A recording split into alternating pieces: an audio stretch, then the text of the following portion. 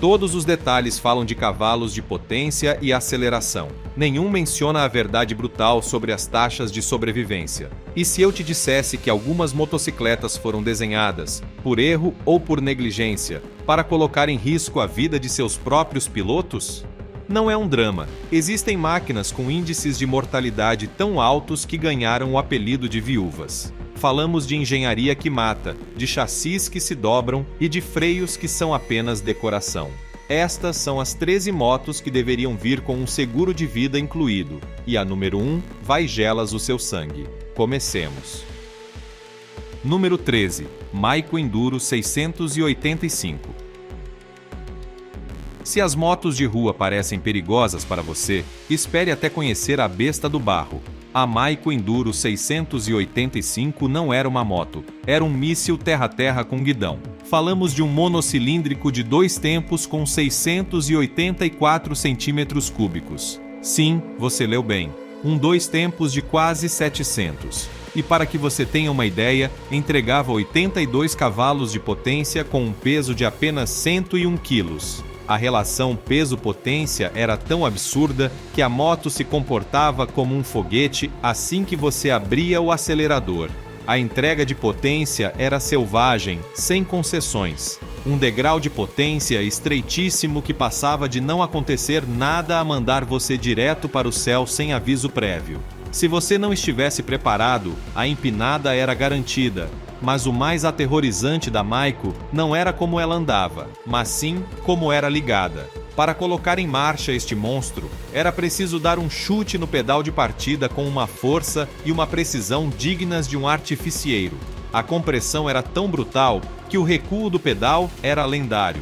Existem casos documentados de pilotos com as pernas quebradas, literalmente, por tentar ligar a Maico sem as botas adequadas. O pedal voltava para trás com a força de uma marretada, e se o seu pé estivesse no lugar errado, adeus tíbia. Uma vez em marcha, o estrechíssimo degrau de potência fazia com que apenas os pilotos mais experientes pudessem dominá-la. Você ia tranquilo, em baixas rotações, e de repente o motor entrava em ebulição e a roda dianteira começava a arranhar o céu enquanto você lutava para não cair de costas. A Maico Enduro 685 não era uma moto, era uma prova de fogo. Você a superava ou ela te devorava. Número 12. Harley Davidson Dyna Series, Death Wobble.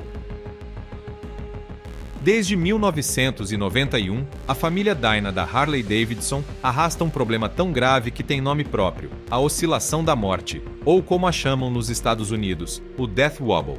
Imagine a cena. Você vai pela estrada a cerca de 110 km por hora, tranquilo, aproveitando o ronco do motor. E de repente, sem avisar, o pneu traseiro começa a dançar de um lado para o outro. O guidão começa a oscilar violentamente. Não é uma perda gradual de controle, é um terremoto mecânico que enche as suas calças em décimos de segundo. A origem do problema está na forma peculiar de montar o motor da Harley. Diferente de outros fabricantes que fixam a balança diretamente ao chassi, a Harley decidiu ancorar a balança das Dyna à própria transmissão.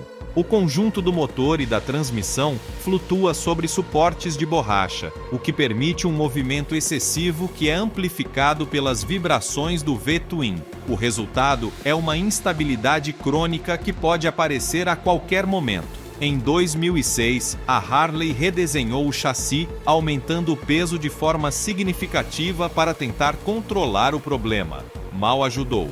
Os proprietários, fartos de viver com o medo, começaram a desenvolver suas próprias soluções. Pneus específicos, reforços de garfo, amortecedores de direção de reposição. Em 2005, uma empresa externa criou um estabilizador específico para as Dyna, o famoso True Track, desenhado expressamente para eliminar a oscilação. O fato de uma companhia privada ter que se virar para consertar um defeito de fábrica dá uma ideia de quão grave era o problema. A resposta da Harley foi a habitual: culpar o piloto ou a falta de manutenção. A companhia defendeu nos tribunais dezenas de casos relacionados ao Death Wobble, em ocasiões contraprocessando os proprietários que se queixavam.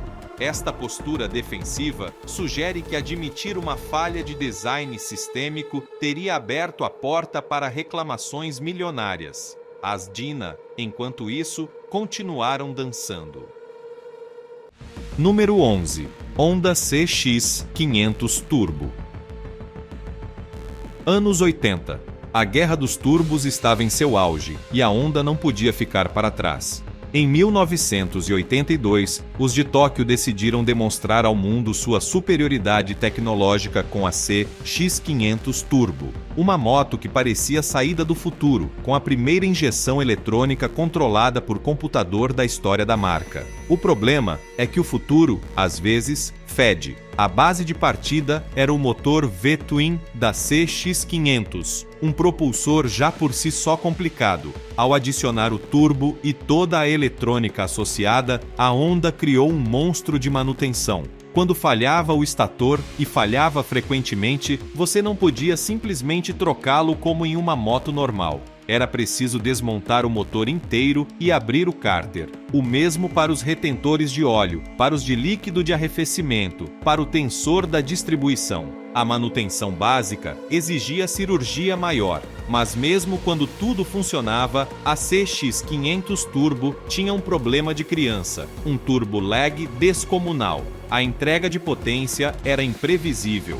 Com o motor frio, a moto era ingovernável durante os primeiros minutos, dando trancos e ameaçando morrer em cada semáforo. Tentar se incorporar ao trânsito com uma CX500 Turbo era uma roleta russa. Você abria o acelerador, não acontecia nada, e de repente chegava a cavalaria com um chute no traseiro que podia mandar você para a pista contrária. O guidão era esponjoso, impreciso, e o freio dianteiro de um único disco era uma piada de mau gosto para o potencial de velocidade que a moto escondia. A Honda, vendo a confusão, a substituiu no ano seguinte pela 650 Turbo, mas o estrago já estava feito. Apenas 5.000 unidades viram a luz antes que a Honda jogasse a toalha. A CX500 Turbo é hoje uma peça de coleção, mas em seu dia foi um aviso de que a tecnologia, mal aplicada, mata. Número 10. Kawasaki GPZ 750 Turbo. Se o experimento da Honda foi um desastre, o da Kawasaki foi uma declaração de intenções homicida. A GPZ 750 Turbo, produzida entre 1984 e 1985, levava o turbo lag a extremos de terror psicológico. Os pilotos que a testaram descreviam a entrega de potência como uma marretada súbita no meio de uma curva, capaz de desmontar qualquer cavaleiro com reflexos humanos. Quando o motor estava frio, a moto era literalmente imanejável durante os primeiros quilômetros. Dava trancos, afogava e mantinha uma marcha lenta e errática que fazia você temer pela sua vida em cada semáforo. Muitas unidades saíam de fábrica com uma mistura tão pobre que não podiam manter a marcha lenta de forma estável, provocando um solavanco na aceleração cada vez que você tentava se mover parado. Tente se incorporar a uma rodovia com tráfego denso enquanto sua moto hesita cada vez que você abre o acelerador. A GPZ 750 Turbo criava um lapso de tempo mortal onde não acontecia nada, seguido de uma explosão de potência que podia levantar a roda dianteira sem mais nem menos. Em uma curva, esse golpe de potência era a sentença de morte. A indústria do seguro, que não é boba, começou a tomar nota. State Farm e outras companhias criaram listas negras de motos que se negavam a segurar, e todas as Turbo estavam nessa lista. Turbo se tornou sinônimo de rápido demais, perigoso demais. A GPZ 750 Turbo durou 2 anos em produção. A combinação de falhas técnicas, manutenção impossível e a pressão das seguradoras matou o turbo de fábrica nas motos durante décadas. Número 9. Suzuki GSX-R 1100, 1989K. A Suzuki G, esse XR1100 do final dos anos 80 tem uma dupla personalidade. Por um lado, é um ícone de potência. Por outro, é um caixão com rodas. Falamos da 1989K, especificamente. 156 cavalos de potência bruta colocados em um chassi que tinha ficado obsoleto antes de sair de fábrica. O problema era a decisão da Suzuki de usar um desenho de berço duplo antigo, incapaz de lidar com as torções que esse motorzão gerava. A moto se retorcia como uma serpente, provocando oscilações de baixa frequência cada vez que você apertava os freios com decisão. A geometria da direção era um desastre, e as suspensões pareciam colocadas ali apenas para cumprir tabela. A G, esse XR1100, se tornou a arma favorita dos baderneiros, mas essa fama teve um preço de sangue. Em 1989, o piloto da Suzuki Phil Mellor morreu enquanto competia com uma GSX-R1000K no TT da Ilha de Man. Na mesma corrida, Jamie Whitham também se acidentou. Os acidentes foram tão graves que as autoridades proibiram as motos grandes no TT durante vários anos. Uma proibição temporária na corrida mais perigosa do mundo. Pense nisso. As pessoas que entendem de motos melhor do que ninguém, os organizadores de corridas, decidiram que as grandes eram perigosas demais, inclusive para eles. Isso é um veredito, e os problemas não pararam ali. Modelos posteriores da G, esse XR, tiveram que ser chamados para revisão por rachaduras no chassi sob esforço extremo. A luta entre a potência e a integridade estrutural era uma batalha que a Suzuki parecia estar perdendo. Número 8. Bro Superior SS100.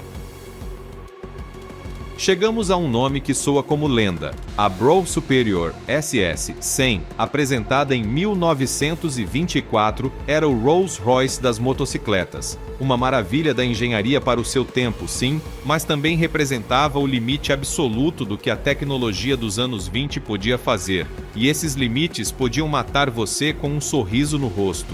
O jornalista Hunter S. Thompson capturou isso perfeitamente quando escreveu sobre máquinas de alta velocidade da época. Se você pilotasse a Black Shadow na velocidade máxima durante um tempo, quase com toda certeza morreria. Não era um exagero, era um fato. A velocidade bruta superava em muito a capacidade dos chassis e dos freios.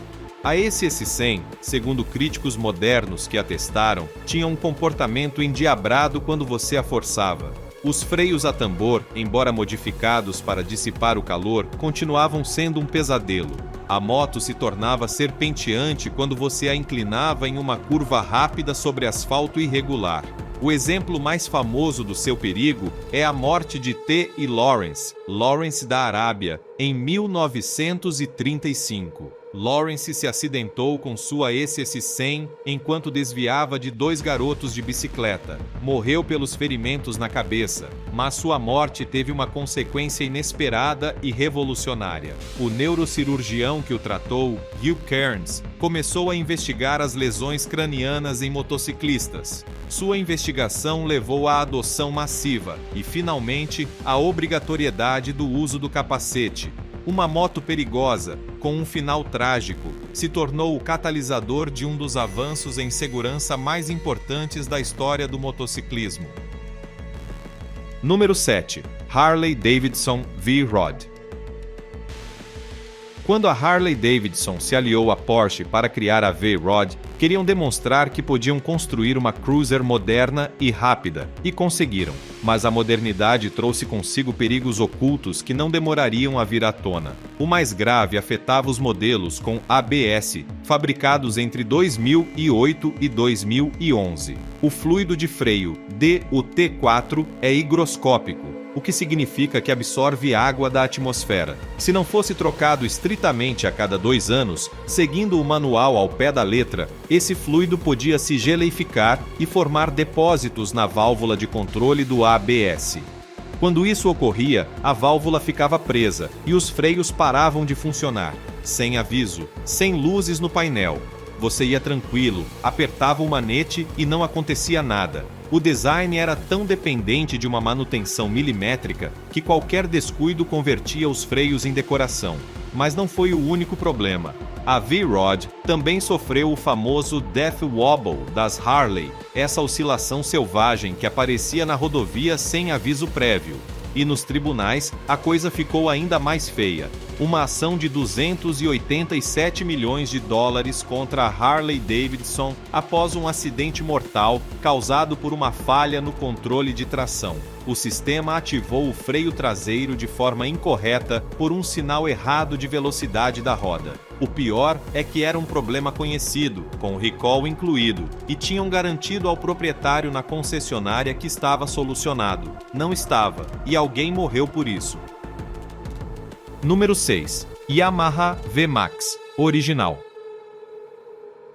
A Yamaha VMAX de 1985 era tudo o que os anos 80 representavam. Excesso, potência e uma estética que intimidava. Mas também era um exemplo de livro de como não construir uma moto. Seu motor V4 de 1.200 centímetros cúbicos era uma besta, mas o chassi parecia saído de uma bicicleta. Os que a testaram a descreviam como uma linha reta imbatível e um desastre assim que chegava à primeira curva.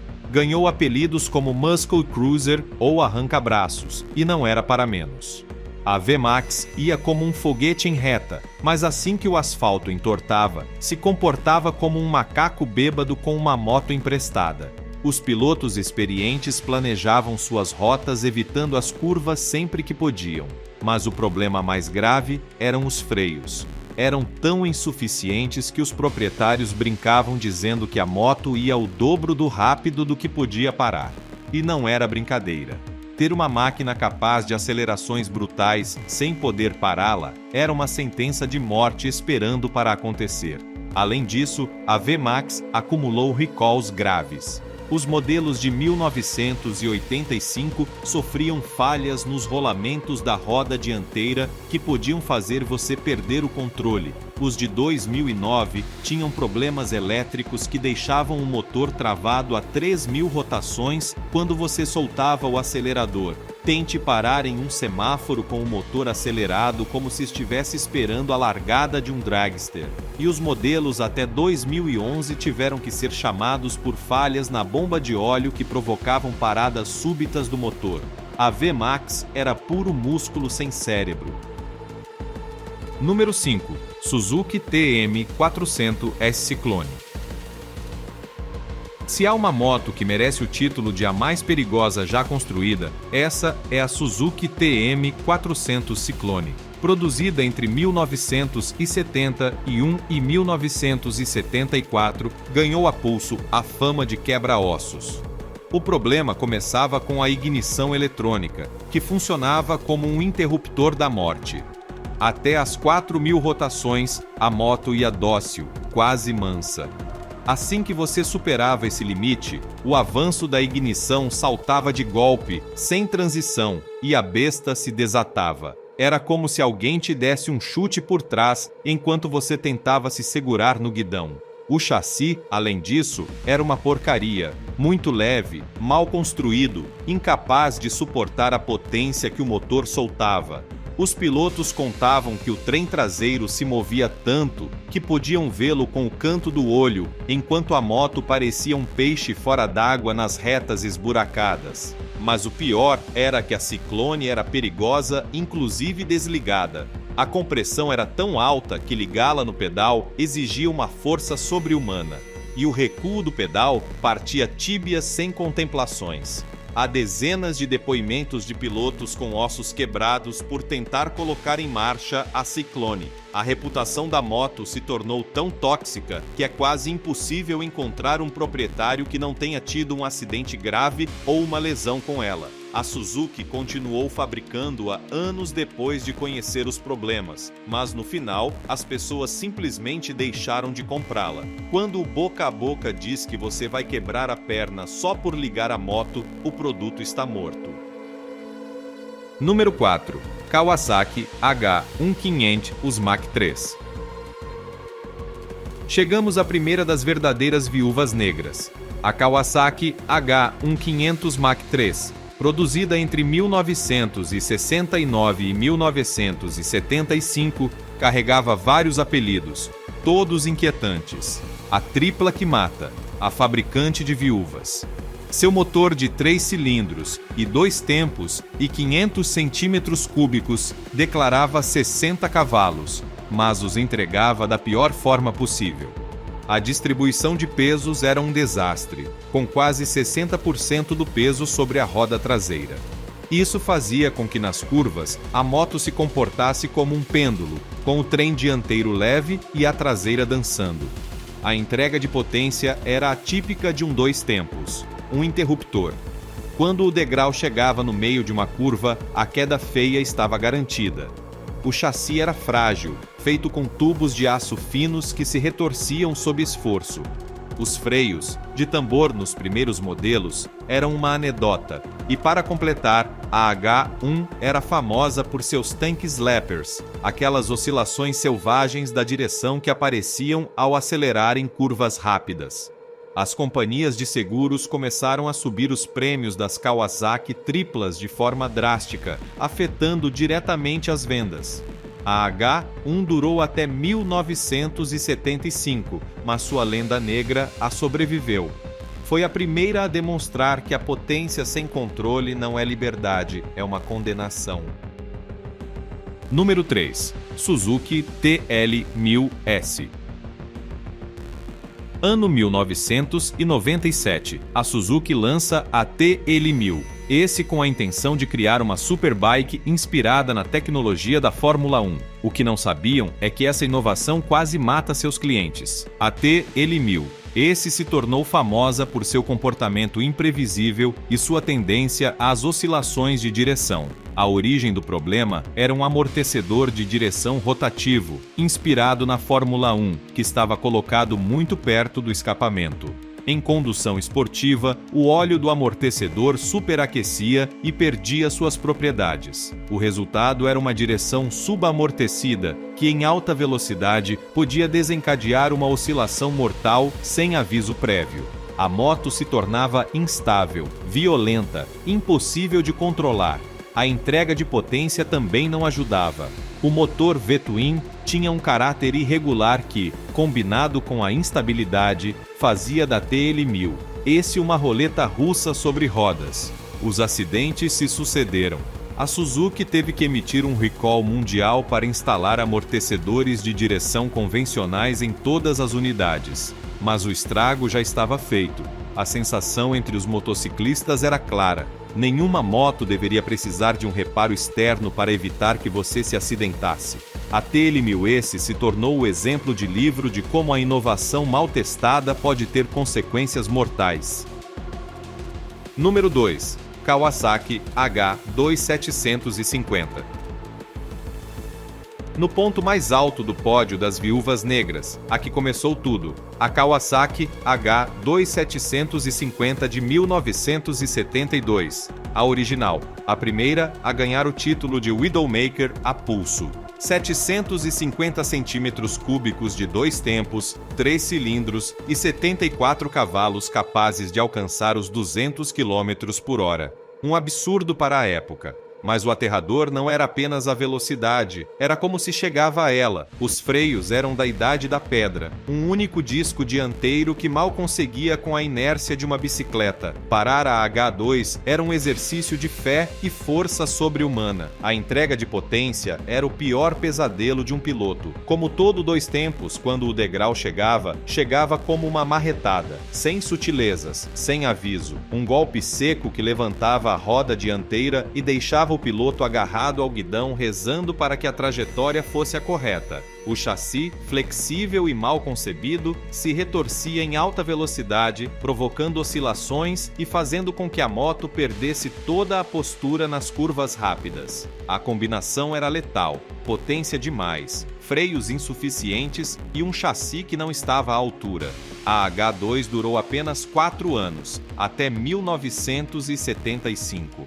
As leis antipoluição e a crise do petróleo a mataram.